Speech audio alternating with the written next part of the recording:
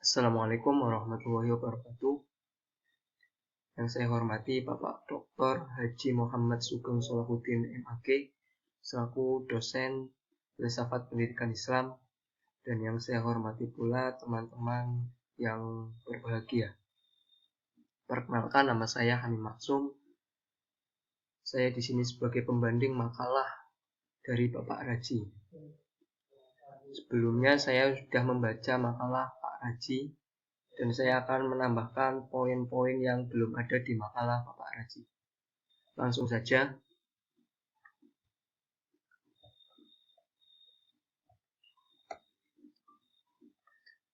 Gagasan pokok aliran konstruktivisme. Gagasan pokok aliran ini diawali oleh Giambattista Vico, epistemologi dari Italia. Dialah cikal bakal konstruktivisme pada tahun 1970. Vico dalam De Antiquissima Italorum Sapientia mengungkapkan filsafatnya dengan berkata, Tuhan adalah pencipta alam semesta dan manusia adalah tuan dari ciptaan. Namun menurut banyak pengamat, Vico tidak membuktikan teorinya. Sekian lama gagasannya tidak dikenal orang dan seakan hilang. Kemudian Jean Piaget lah yang mencoba meneruskan estafet gagasan konstruktivisme terutama dalam proses belajar. Gagasan Piaget ini lebih cepat tersebar dan berkembang melalui gagasan Vico.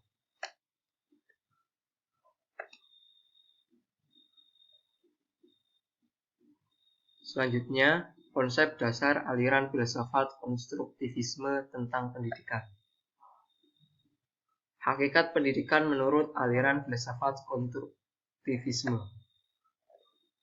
Teori konstruktivisme adalah suatu proses pembelajaran yang mengkondisikan siswa untuk melakukan proses aktif membangun konsep baru, pengertian baru, dan pengetahuan baru berdasarkan data.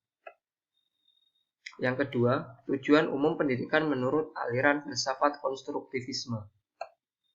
Menurut paham konstruktivisme, pengetahuan diperoleh melalui proses aktif individu mengkonstruksi arti dari suatu teks, pengalaman fisik, dialog, dan lain-lain, melalui asimilasi pengalaman baru dengan pengertian yang telah dimiliki seseorang.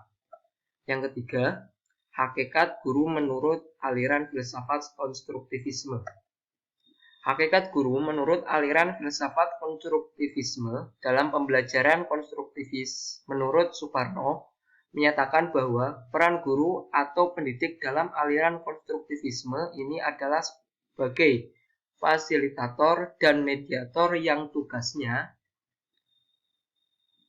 memotivasi dan membantu siswa untuk mau belajar sendiri dan merumuskan pengetahuannya. Selanjutnya, yang keempat, hakikat murid menurut aliran filsafat konstruktivisme. Para siswa menciptakan atau membentuk pengetahuan mereka sendiri melalui tingkatan atau interaksi dengan dunia. Siswa tidak diposisikan bagaikan bejana kosong yang siap diisi. Dengan sikap pasrah, siswa disiapkan untuk dijejeli informasi oleh gurunya, atau siswa dikondisikan sedemikian rupa untuk menerima pengetahuan dari gurunya. Siswa ini diposisikan sebagai mitra belajar guru. Dan yang kelima, hakikat pembelajaran menurut aliran filsafat konstruktivisme. Menurut kaum konstruktivis, belajar merupakan proses aktif.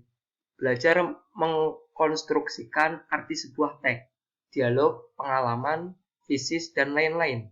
Belajar juga merupakan proses mengasimilasikan dan menghubungkan pengalaman atau bahan yang dipelajari dengan pengertian yang sudah dipunyai seseorang sehingga pengertiannya dikembangkan. Selanjutnya adalah implikasi konstruktivisme terhadap proses pembelajaran. Yang A, kaum konstruktivis personal berpendapat bahwa pengetahuan diperoleh melalui konstruksi individual dengan melakukan pemaknaan terhadap realitas yang dihadapi dan bukan lewat akumulasi informasi. Yang B, kaum konstruktivis berpendapat bahwa pengetahuan dibentuk dalam diri individu atas dasar struktur kognitif yang telah dimilikinya. Hal ini berimplikasi pada proses belajar yang menekankan aktivitas personal peserta didik. Selanjutnya, penggunaan pendekatan konstruktivisme dalam pembelajaran akan membawa implikasi sebagai berikut. Yaitu isi pembelajaran, tujuan pembelajaran, strategi pembelajaran, penataan lingkungan belajar, dan hubungan guru dan siswa. Yang kedua, implikasi konstruktivisme terhadap pendidik dan peserta didik. Yang A, pendidik dalam proses pembelajaran harus mendorong terjadinya kegiatan kognitif tingkat tinggi seperti mengklasifikasi, menganalisis, menginterpretasikan, memprediksi, dan menyimpulkan, dan lain-lain.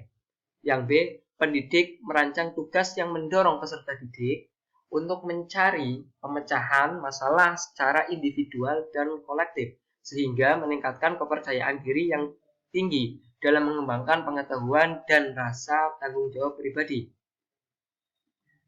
Dan yang terakhir, dalam proses pembelajaran, pendidik harus memberi peluang seluas-luasnya agar terjadi proses dialog antara sesama peserta didik dan antara peserta didik dengan pendidik.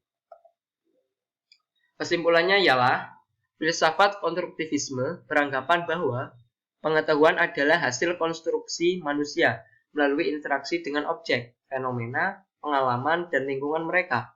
Konstruktivisme bertitik tolak dari pembentukan pengetahuan dan rekonstruksi pengetahuan adalah mengubah pengetahuan yang dimiliki seorang yang telah dibangun atau dikonstruk sebelumnya, dan perubahan itu sebagai akibat dari interaksi dengan lingkungannya.